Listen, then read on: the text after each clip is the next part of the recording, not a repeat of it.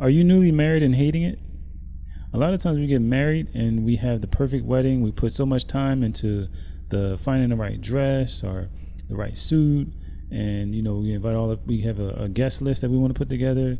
We do all these elaborate things that we want to have for the wedding, and then when we get married, we don't enjoy the marriage. We're going to talk about 5 reasons why you could be newly married and hating it. The first reason, finances. A lot of times we have a financial language that the other person doesn't know about, financial habits pretty much. The other person doesn't know about.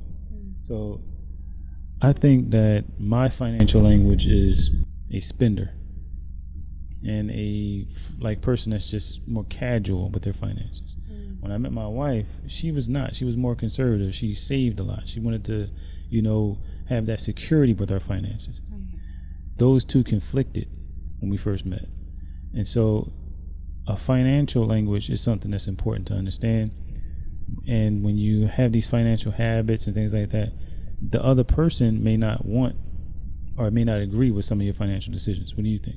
Yeah, so I completely agree with that. You and I, we have 2 different financial languages.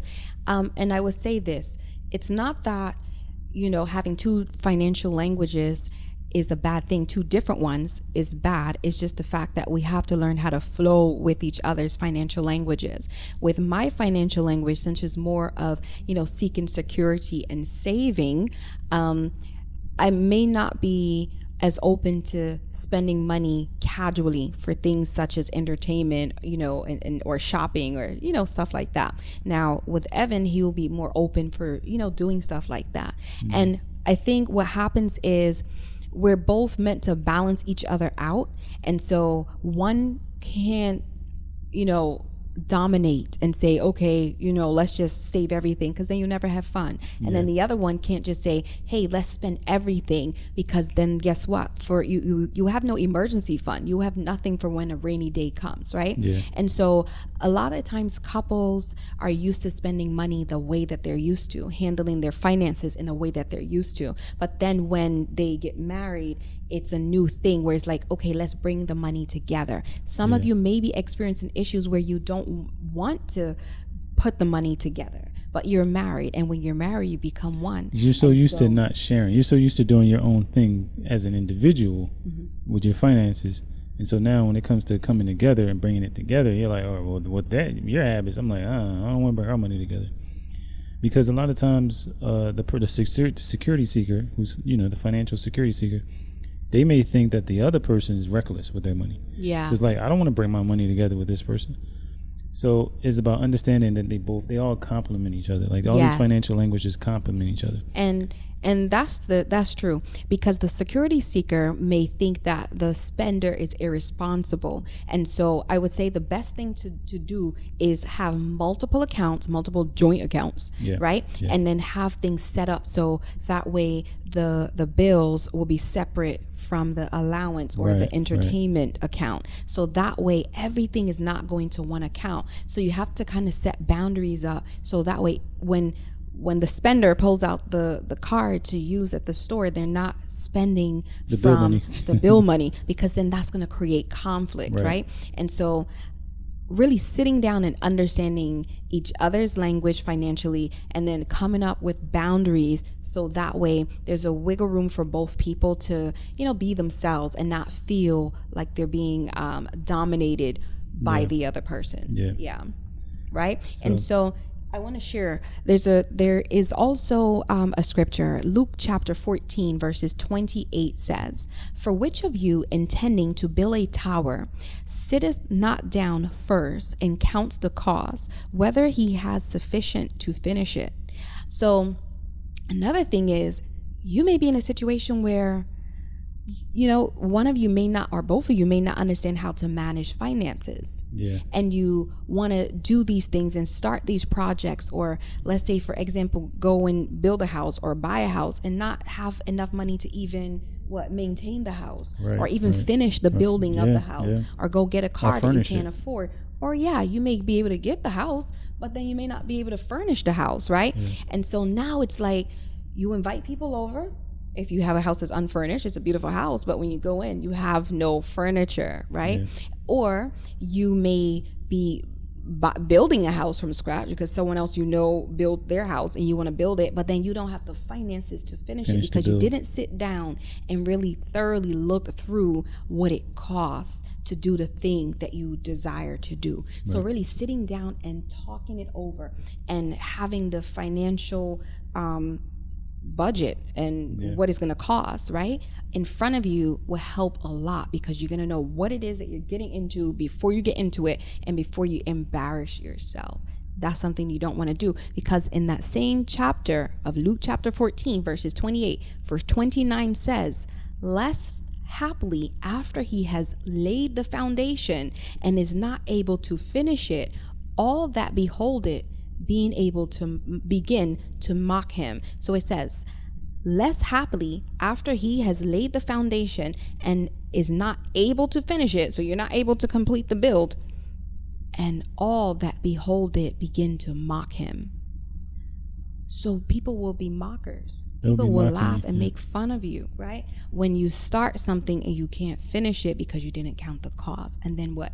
You're embarrassed. So what are they building, or what are they starting? That they're not counting the cost when it comes to each other's finances. Okay. Yeah. So for example, if a husband and wife comes together and they want to purchase a home, and they know that their finances cannot give them a house in the neighborhood that they want at this time, but they're trying to make it work, right? And it's like, it can't work, but to impress their family or to impress their friends, they're willing to stretch it to make it work. And then when they get into the situation, they sign everything and do all that, they get the keys, and okay, month 1, 2, 3, 4, like, okay, you realize you can't year and a half the down payments. the line, the house is in foreclosure. Yeah, then you end up in foreclosure. So it's like, count the cost. Yeah, in this day we aren't necessarily building towers, but we're buying homes or building homes. So when it comes to that, be mindful so that way you don't end up in foreclosure for something that you could have avoided had so you it's pretty much Yep, I agree with that. It's just pretty much allowing yourselves to be honest with your financial situations. And also addressing the weak areas, because we all have weak areas in our finances, but letting the strengths work for each other's weaknesses, and knowing that both have strengths and both have weaknesses. Not pointing the finger at one, saying, "Oh, your thing, your habits, this and that. This is why we're in this position." Is not pointing the finger, but addressing that both people have a strength financially. That's both people have a weakness financially. That's it. So when you put them together, you guys will be able to work that out. The next one is family. That's number 2. So number 2 is family, and it's not necessarily family, but it's involving them in your marriage. That's the key. Involving your family into your marriage. When you get married, the Bible tells you that the man, he leaves his father and his mother and he cleaves into his wife. And it's when family starts to get in the picture and they start trying to call the shots. They start trying to, I guess, put ideas in the son or the daughter about each other, or they try to manipulate somehow so that they can have say so in the marriage. All those things they're open doors to the enemy to come in and try to tear your marriage apart. Literally. Literally. Like, family can be a major pitfall if you involve them in your marriage. It's so important that we involve the person who made marriage. He said a 3-stranded cord is not easily broken. He didn't say a 2-stranded cord, a 3. That means you're involving him. When he's in your marriage, the creator of marriage, you're going to be able to do it right. But when family gets in the picture, they can start messing stuff up. What do you think? Yeah, I would say family, with family involvement without boundaries, right? Now, if you have level-headed parents who are not coming to dominate your marriage, who respect the boundaries, who respect marriage, right? Now, if you consult them to come and help with some issues and they aren't taking sides and they can give you, like a good, clear, wise counsel, so to speak, right? Sure. But when it gets to a point where they're trying to control it, like if it's their marriage, right? Or if they still didn't cut the cord and realize that the Bible says, for this cause, a man leaves his father and mother, and then he cleaves to his wife, and they become one. So that means the cord that's with your parents, that soul tie that you have with your parents, when you get married, it's gone. It's no more, right? And I think some parents have a hard time letting go. They can even guilt their kids. Yeah. Sometimes they can guilt their kids into, like, you left me. Yeah. And it's like, that's the purpose of life. We're with our parents for a certain period of time, and then we're supposed to get married. So we transition from being under the headship of our parents now into being under the authority. When a husband and wife comes together, the husband is under Christ, and then the wife is under the husband as far as the authority. And that's how the order is. It's not, okay, you become husband and wife and then your parents still have authority over you. That's not the case. Now what you do is you still respect your parents. That's a different thing, but they're not the ones who are in charge over you anymore, right? And so that's the thing that I believe a lot of couples have issues with, and that's also how a lot of witchcraft can enter into people's marriages, because if a family member, a parent or a sibling or whatever, feels like, okay, they lost their son or daughter or their best friend, which was their sister or brother, right? They can be tempted to work witchcraft to break up your marriage. Yeah, so I come from a family where there's not a lot of marriage, and so it could be possible that there was an altar or something like that in my family that it was forbidden to be married. And so my mother was married, and it seems like family used witchcraft to come against her marriage and destroy her marriage. And so it definitely could be something that you could see happen to you if family members are jealous of your marriage. And so that's it, because it's a Jezebel spirit. That's another reason. Like when my wife and I were like dating, and a family member, I'm not going to say who, but they wanted to know more information about what we were doing and things like that. And we were like, oh, we're not sharing that with anyone else. We're not sharing that with people. They cut us off. So it's like, it's about understanding that it could be something that people may not like. Yeah. When you say, okay, I'm not sharing my marriage business with people, I'm keeping that private, people may not like that. But I look at it like that's a red flag. I mean, you should respect that boundary. So I would say if you can, set boundaries when it comes to family, because not everyone has your best interest in mind. So set boundaries when it comes to them getting involved in your marriage. Number 3 is you're not putting God first in your marriage. You're not allowing yourself to get closer to Him in your marriage. Because here's a lesson that I learned 3 years ago. The closer you get to God, and the more intimate you get with God, the more intimate you'll be in your marriage. The more intimate you and your wife will become. And then the reason why is because God created marriage. Literally. That's it. It's a covenant. Marriage is a covenant. Yeah. And it was created by a spiritual being, God. So He expects you to go with the protocol and do the marriage the marriage protocol His way, and to literally seek Him to learn how to do it. So it's like you buy something, you're going to the manufacturer, the manual, to find out how to use that product. Marriage is a product. So you need to go to the manufacturer to find out how to use the product. Yes. That's God. Yes. So the manufacturer, which is God, designed the product, and you have to go to God to figure out and find out how to use it. That was God's original design, really. When He created man, He eventually went ahead and created the woman to be the helpmeet, and for them to have a union, have a marriage, right? So they can be fruitful, so they can multiply. And so, yes, not putting God first puts a limit as to how close you will be with your spouse. And the reason why is because He's here to provide a need of acceptance. He's also here to provide a need of security and also identity. But for right now, we'll speak on acceptance and security.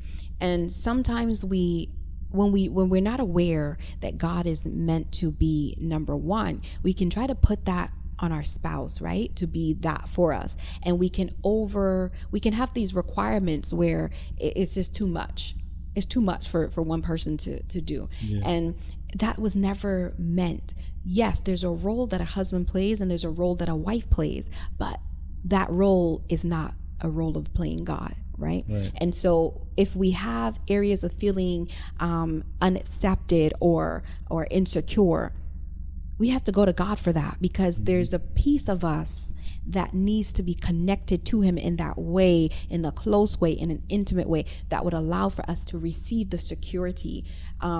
It's like an internal thing, like an internal security that we have when we're close to God. This, a feeling of, God, no matter what happens, I know you have my back. I know you're going to work everything out for my good, and acceptance is like, no matter what people may feel, no matter what's going on around me, I know that I don't have to conform to any foolishness. I know that you're for me. You accept me. You said that I'm fearfully and wonderfully made. So all of these things, and what that will do is having acceptance in God. What that does is it allows for you to know who you are. It even goes back to identity. So that way, if you go through a process of not, God forbid, you're in a relationship where your spouse is verbally abusive, right? You wouldn't fall apart if someone is saying something to you that is contrary to what God has said about you. Now, so what Evan and I are trying to say is that level of intimacy that you may feel that you're missing from your marriage, try receiving that level of intimacy with God first, because that's something that we discovered where, okay, if there's a barrier, if there's a wall, it's like, okay, well, is there a wall between us and God? Is there something, is there like some more that, do we need to grow more in God, right?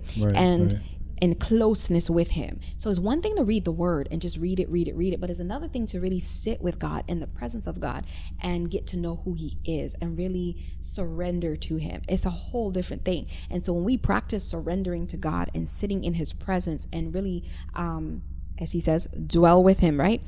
And abide with him, there's a level of intimacy that comes from that where he's going to fill you with the things that you need, so that way you can go and apply those habits or those things that your spouse is requiring, right, of you for your marriage role. He's going to allow for you to be able to do those things. He's going to allow for you for you to be able to cleave even closer to one another, right, and enjoy a level of intimacy that you didn't have before. Because once again, Exodus 34:14 says, "For thou shalt worship no other God, for the Lord, whose name is jealous." And it says, whose name is jealous. So God is a jealous God. And so why is he jealous? Because he's going to be jealous of anything that takes his position. So that means if you put your husband or your wife in the position where God should be, he is going to be jealous. And when he is jealous, you can imagine what's going to come. He's going to rip down. He's going to tear down. Right. And you don't want that. In Revelations 2 and 4, it talks about God being your first love. Yeah. And that's what he wants. He wants intimacy with us as well, He looks at the church as his bride. And so it's important, Israel. And so it's important that we don't lose that intimacy in that relationship, because what's happening is we're learning it from him. We're learning love from him. God is love. We're able to adopt and to emulate his nature and then give that to our wives or our husbands or our children. So it's so important that we get closer to God, because when in getting closer to him, you're going to learn more about how to love people, how to treat people, how to, treat your spouse, and how to speak to them, or how, like, all those different things you're going to learn. You're going to learn how to be a servant to them. Yes. He teaches you those things. So I think it's so important that we don't get so caught up on, okay, what's going on in our marriage, and we forget about him. We don't pray, we don't read, we don't do none of that stuff. And it's good because it may seem like, okay, well, you're saying take away time from my spouse to put more time into spending time with God. Well, won't that have the opposite effect? That's the part that seems strange. No, it won't. When you're spending time with him, he works out time with your spouse for you. Yeah. He works out opportunities for you guys to date and opportunities for you guys to do stuff. He'll put it in your spouse's heart to do certain things, or he'll put it in your heart to do certain things. He'll start orchestrating your marriage working out for you. The scripture tells you, seek first the kingdom of God and all his righteousness. And what? All these things will be added to you, given to you. You don't have to work for it.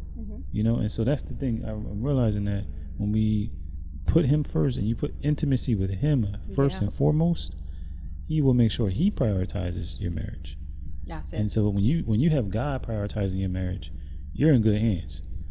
So okay, so number 4. Yes. Time. You want to take that one? So number 4 is time. And time, and it goes back to what Evan was saying, where God will make time. Once again, when you make time for God, he will show you ways as to how to make time for your marriage and for your spouse and different things like that. But in this particular instance, we're speaking of time alone. So it says when you don't give each other time alone to do the things that they enjoy. So yes, so we're 2 individuals who come together in a covenant called marriage, right? Yep. So we're still 2 individuals. We come together in a covenant called marriage to become one. But we still have 2 individual bodies. We still are 2 individual people, right? Where, we still have things that we enjoy. We still have hobbies that we enjoy and things that we enjoy doing. And so when you enter into marriage, you have to be mindful to not smother each other and take away the moments of pleasure that each other may have in doing things that they enjoy. So for instance, if your spouse may enjoy playing tennis or playing golf, right? Let them go and do that. And don't be offended if they want to do it alone.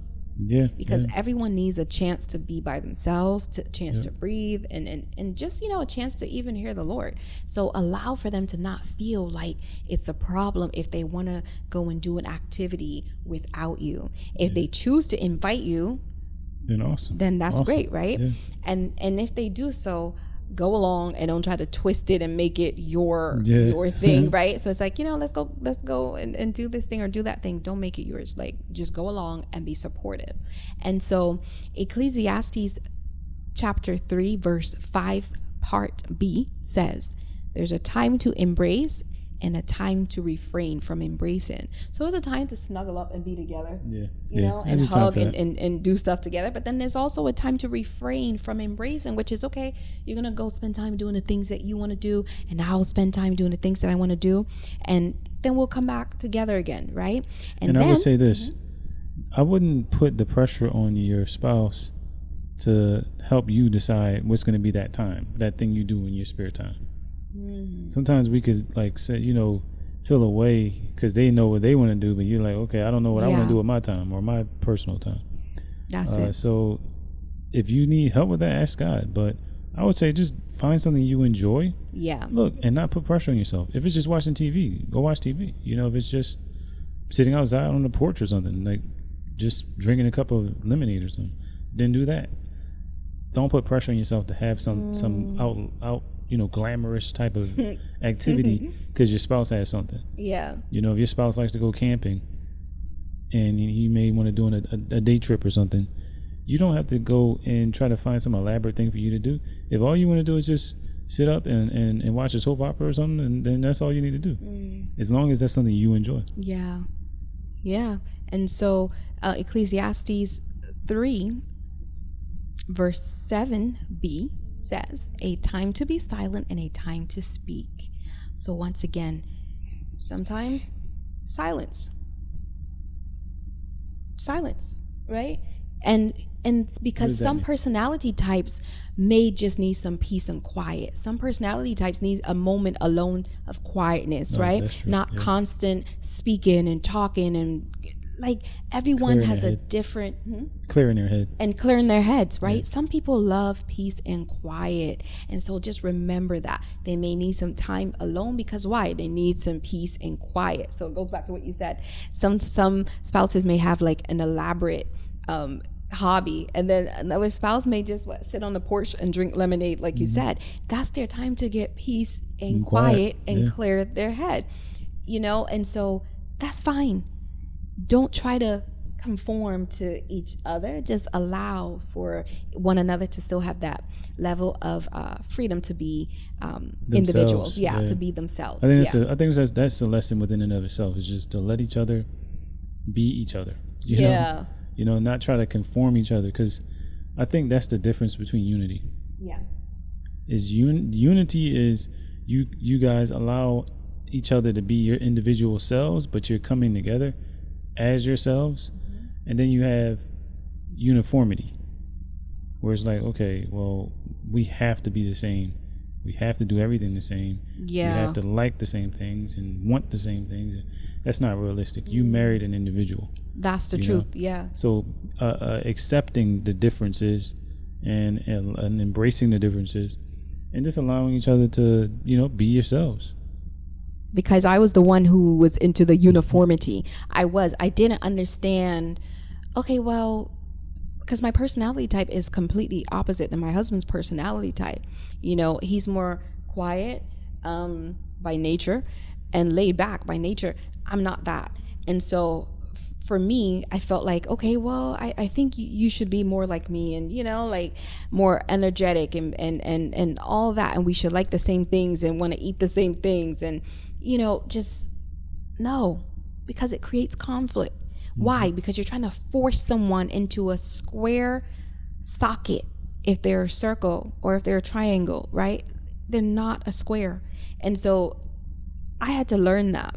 So we're not just sitting here explaining these things because, we didn't go through it. We lived it, and we lived it for years, right? And so yeah, we've been together for a while. We lived it for years. And then eventually, once again, when you get close with the Lord and he starts to open up your eyes to see things and understand, no, you are not here to try to force him to be like you, or he's not here to try to force you to be like him, right? God is going to set things in order.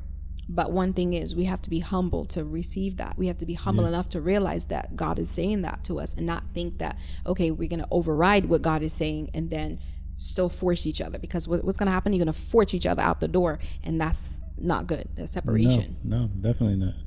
Yeah. That's a good point. The next one which is number 5, is sharing. Sharing spaces, sharing closet space, sharing your bathroom and having different bathroom habits. Like the whole 9, all of it. Right. Sharing. Not having a closet and having all your clothes hung out, and then your spouse gets a suitcase and they put all their clothes in a suitcase, and then it's like, wait, that's not sharing. So learning to share, guys, learning to share is important, right? And you could go a little bit deeper in that. Explain that. So I think that when it comes to especially things like the bedroom and bathroom habits and things like that, your spouse may leave their stuff on the ground. They may have been used to their mom cleaning up after them, or just things like that. I would say talk about these things, sit down and have a conversation about these things, and figure out who has the strength in that area and who has the weakness in that area. Yeah. Because if someone's leaving their stuff around, of course, no one wants to pick up after them. No one wants to be the person that's every time that person showers, they leave their stuff all over the place. So I can understand that could be, you could feel a way about that. But understanding that both mutually have to understand that you're sharing the space. That's it. If you're the person that's leaving your underwear everywhere, then you need to, be considerate and know, okay, well, let me clean up after myself. My wife doesn't like it, or my husband doesn't like this. Let me clean up after myself. So it's about understanding that when you're sharing something, you're not just doing it for you. It's not just about you. So if I'm sharing, let's say for instance, I'm sharing the car. I can't have Doritos all over the car. Yeah. So that when my wife gets in the seat, she's being poked in the behind. Like, I got to make sure I'm thinking about who's coming behind me, because I'm sharing it. You get what I mean? Now, if it's just you and no one else enters that car, then okay, by all means. But if you're sharing something, you got to be conscious and aware of other people that you're sharing it with, right? So I think that same thing applies when it comes to your bathroom, your room, and money. Money, I definitely. think a big one, there's a thing like, she money and he money and no money, right? There's right. No, that's what you plan on having. It's like, it's like, what's all this money that's being stashed? Like, this money and that money and my escape route money and this money. And it's like, Underground Railroad money. Like, what on earth, right? I think we have to remember, first off, don't marry someone if you don't trust them. Like if Yeah. you don't trust them with your money, or if you aren't willing to share your money with them. Don't marry someone like that, because you already know if you can't trust someone with your money, why are you going to marry them? Yeah. Like, why would you marry someone you can't trust with your money? Or why would you marry someone you don't want to share your money with? That's just... But if that's the case, if you're in that position where you found yourself in a position where you can't share, you don't want to share your money with this person, or you can't trust them with the money, then that needs to be a discussion you guys. That's a have. big discussion. You have that talk and you say, look, this is causing issues in our marriage. Yeah. And I think that the money habits are something we both have to come to a even ground or middle ground, to where, okay, it's not that you have to stop. It may just be that you have to make some adjustments to make it so that it's more comfortable for both of us. Yeah, that's important. I think if we can come to agreements in that way, where it's like, okay, you can't be, emptying an account to go, do the lottery or something. It's about understanding that we have to really, as a married couple, you said empty an account to go play the lottery. I mean, how many tickets are they, trying to buy? So, I'm just saying, like, that's a gambling addiction. A casino trip or something, I don't know. But it's about understanding that we are both adults now. When you get married, you're okay, now you're an adult. And let me say this for the guys. You don't want to have money habits that make your wife feel like she has to hide money. And I'm speaking to myself as well, because I know that's something that, as spenders, if you're a spender like me, sometimes that could be something that could be an issue. Now, I never spent on myself. I was always, for me, it would be like, all right, let's go do a family thing, or let's go do something fun and things like that.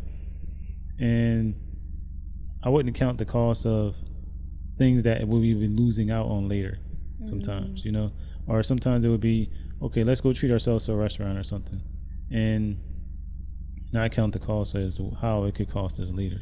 Yeah. And so it's not always necessarily you just being selfish, but it could still be making her feel insecure. So as a man, when you get married, you are taking responsibility for your wife and for her security. That's the number one need of a woman. So it's important that we become less selfish when we get married as men, and become selfless and serving our wives, because the scripture tells us that Christ, he wants us to love our wives like Christ loved the church. He gave himself for the church. He became self-sacrifice. It was a self-sacrifice. Yeah, it was self-sacrificial. So it was a self-sacrifice that took place when he did that. So I think that's what is necessary when you find yourself in a position where you're like, okay, I'm taking this money and I'm just blowing it on something, and we got to figure out how we're gonna get the bills. That's not responsible. Yeah. And Go ahead. Yeah, I never did stuff like that per se, where Bill's money was at risk, but still, it doesn't matter if it's large, on a large scale, or if it's on a small scale. It could be a micro scale. It's still something to sit down and talk about, and it's also something to self-assess and think, okay, I need help in this area.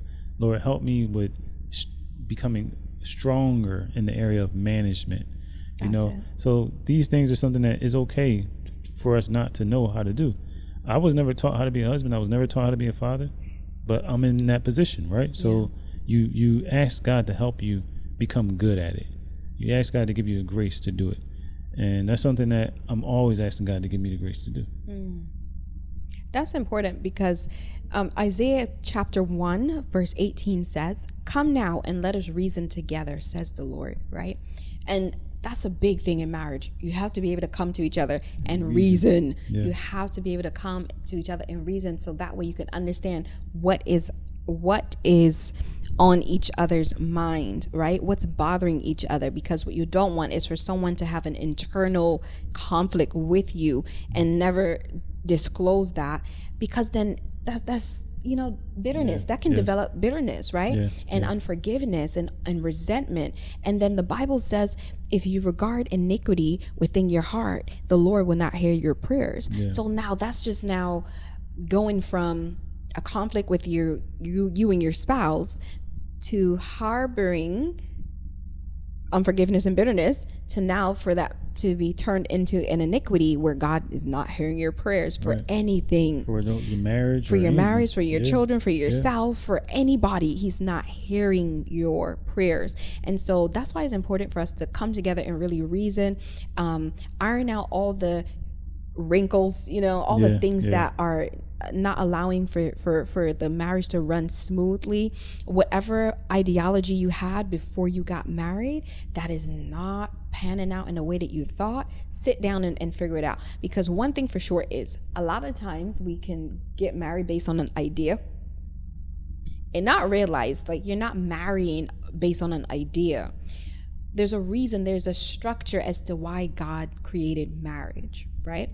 But I think what man did, people, right? Man and woman, people, we created this ideology around it. Like, women are supposed to cook and the women are supposed to clean only.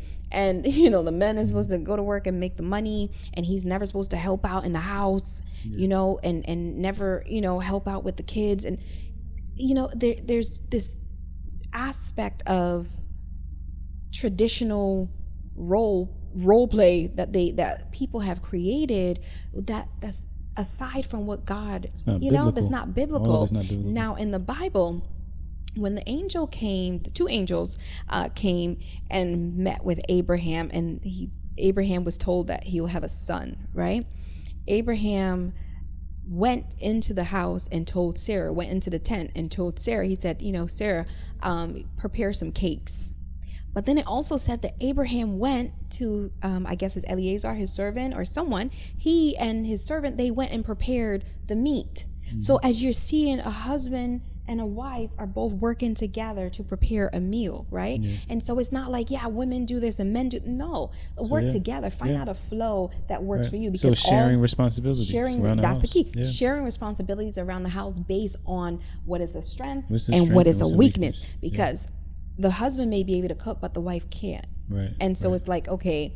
So it's pretty much putting aside all those preconceived notions it leads as to divorce. As to what you should be doing as a woman and what I should be doing as a man, and really just go based on who has the strength to do this, who has the strength to do that, and just delegate those roles to each other. That's the key. But still keep it in the order of what God said, because there's still an order. He said that the husband, he goes out there, he labors, he does certain things, and then the wife is the helpmeet. And, so there's certain things that the man is still required to do. Right. So we're saying all of this in the context of the order that God created. That's the key. Because man is designed to work. Yeah. And, we're not promoting women going out there and doing all the work, and the man sits at home, doing laundry and, making sure that there's a meal on the table. I'm not saying that some men don't find themselves in that position. Yeah. But work at getting back on, back out there and working again, because that is the role that God put men in here to do. And like we recently heard, most women don't want to work. That's just reality. Most women, if they were given the opportunity, they would rather not have to work. Yeah, they'd rather have a business of their own. Have a business or something they can do that they enjoy, things they love. Yeah. Things like that, that's the truth. That's the truth. Most women don't want to have to go out there and work. No. And hear the word, have to.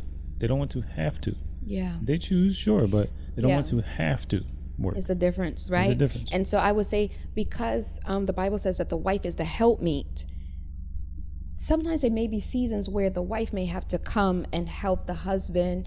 Let's say they have something they need to accomplish. Sometimes he may ask her to come and do something seasonal, like a part-time, or or for the next 6 months, work doing this or work doing that.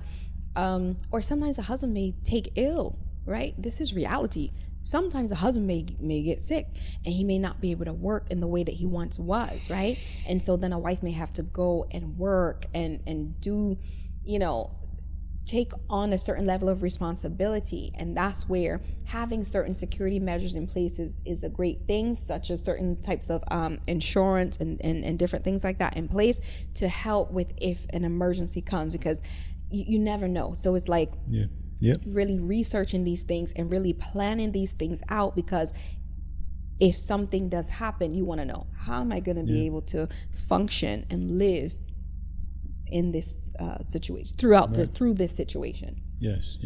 Yeah. So that is 5 reasons why you could have found yourself in the position where you're okay. We had this amazing wedding, and we're like, the marriage got to be bomb, the marriage got to be fire. But then you get married, and you're like, what happened? And you thought you married the reasons. wrong person. Right. Like you're thinking, like, oh yeah, this is the wrong person. Well, it wasn't the wrong person when you met them, right? Now it's the wrong person now after the season of excitement is over, and you're like, So what these is are some of this? the reasons why that happens. You know what I mean? I think all of us go through this. Yeah. A lot of us go through these 5 things that we went over. I would dare to say most of us go through it. So it's not unnormal. Don't think that it's unusual for you to be going through this stuff. But this is just a little bit of wisdom that we wanted to share with you guys that can help you, get through that. I would definitely say the first few years of marriage are going to be the most challenging. This can help you really get through those challenging first few years of marriage. So if you enjoyed this video, if it helped you, we ask that you leave a comment and let us know what are some of the things you're struggling with right now in your marriage. If you're newly married, if this video was a help to you, then share it. Consider sharing it with someone that could be going through something similar. So if you know another young marriage or something like that, share it with them. Yeah. And if you like content like this, then consider subscribing to the channel. And thank you for stopping by, watching the video, and listening to the podcast. Yes. We look forward to seeing you in the next one. All right. See you soon. See you soon.